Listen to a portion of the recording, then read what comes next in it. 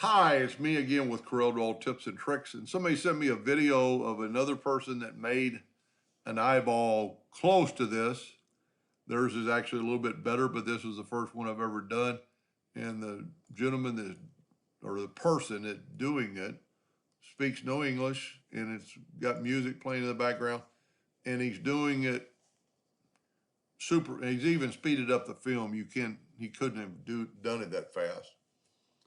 So somebody asked that they want to be able to do this for a reason, and so I thought I would watch the video and kind of take some notes, and I think I've got it down. Interactive fill tool, very useful, cool tool, but go to conical or elliptical, and then move that elliptical to the center.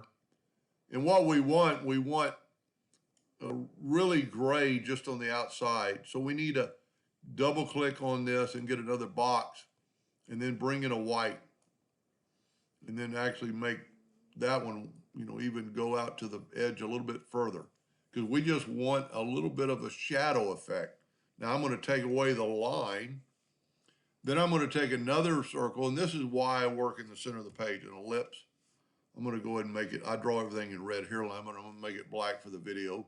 And then get the exact same interactive fill tool, go off to the side, make it conical, bring it into the middle, but we're going to make it a blue now.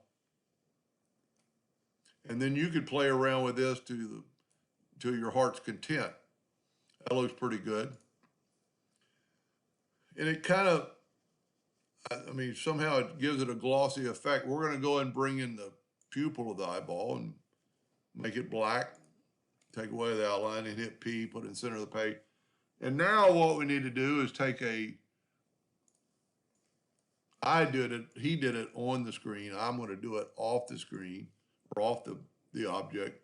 I'm going to take a rectangle about that size and I'm going to convert it to a curve. And when I do that, I can put these two nodes closer together and kind of make a arrow shape. Doesn't have to be perfect. And then I'm going to fill it in with white and take away the background or take away the outline. While that's there, I'm going to go ahead and go to Effects and Blur, Gaussian Blur, and dial it down where it's still got some white in there. We can always change that and make it transparent. I'm going to hit P, put it in the center of the page, and then I'm going to lift it up. He actually made two of them, and we can put it behind that pupil. And you kind of see it's kind of a little bit, we actually want to bring it down a little bit and then go to Object, Order, back a page. Well, what we need to do is put that pupil in the front of the page. That way that little thing will be, and it's standing out a little bit too much, so you can always get your transparency tool and transparent a little bit. Now he actually made two side by side. I'm just going to make one. Then we double click and move your rotation in the center. I always double check to make sure it is. I'm going to open up the transformation or transform docker. Go to Windows Docker Transform. Your version might say transformation. I'm going to rotate it 8 degrees at 44 times because we already have one. Takes just a second. That looks pretty good. And I admit if I would have put, another one in there shorter and kind of made it different. But then just take a white little dot. Let me hold down the control button to get a perfect dot. Fill it in with white and then left click no fill or no outline. Put it about right in there. Take a rectangle and we're going to do the exact same thing we did a while ago.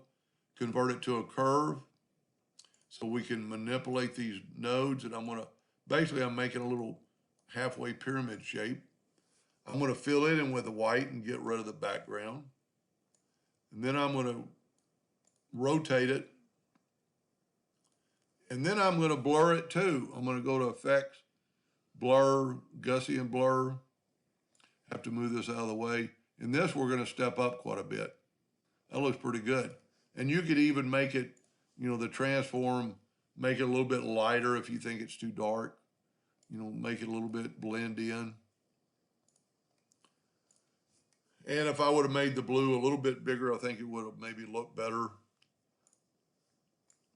Anyway, and then for the shadow, he drew an elliptical. I'm going to use my interactive fill tool again, but I'm just going to use like that. I'm going to go ahead and put it in the center. I'm going to go ahead and go to elliptical, put it to the center, and maybe bring that out. We just want it just kind of there. I want to take away the outline.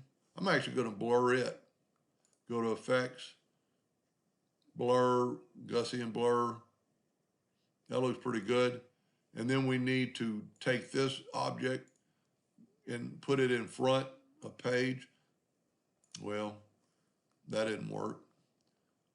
Take this and put it in the back of the page would be the easiest. Order, back of page. Well, let me move this one back up.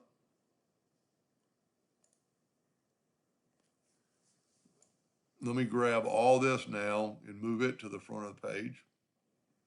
I don't move stuff like this too much, ever. But now this should work. See, now it looks like it's behind. And it is pretty good, little blurry. So I've got my outer circle probably too big. And I used a different blue. But kind of looks like an eyeball to me. I actually think my first one was better. Anyway, hope that answered their question, and thank you for watching.